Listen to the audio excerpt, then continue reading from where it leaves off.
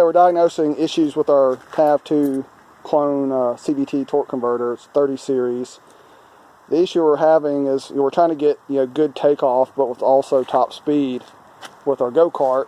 And we started with a 76 tooth rear, 12 tooth front, just traditional clutch setup. Was geared very aggressively, and at the kind of stock valve spring valve float point, about 5,500 RPMs, give us about 31 miles per hour.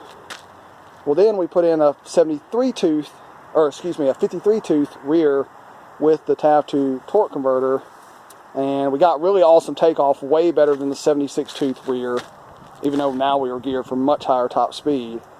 But the problem is, it was in the mid-range and all the way to the top speed is just awful, just bogging really bad.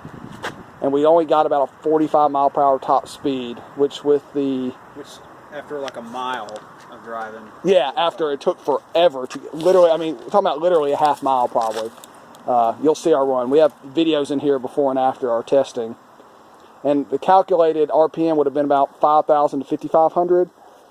So it was actually less than what we were getting with the stock valve springs, because we actually also upgraded the valve springs. So we're like, okay, with the torque converter now, we're getting less revs than we were with the stock valve springs in it. So we're like, is it the torque converter, or is it like we have some tuning issue, or the engine's just not pulling? So we went back to the stock clutch, but still with the 53 tooth rear, and just dramatically better, as you'll see in these videos. The first video you'll see will be at night, and that's with the torque converter. And then the second set, you'll see us swapping back to stock clutch. Now the stock clutch, is bad off the line, but it revs completely higher. We did 51 miles per hour. And it's even it's a burn-up clutch, to be honest. A little cheap clutch that just came with it. We got the go-kart used. So, yeah, if you're having trouble with your torque converter, we're trying to figure out as well. We think we've tried all the preload settings, right? So we tried that. We don't know if it's just overdriving it too much, where some people say it gives about a 10% overdrive when it's fully locked out.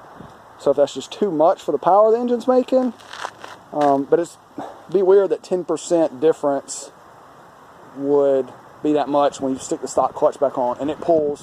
What would you say? I mean, it's hitting 51 miles per hour in an eighth of a mile.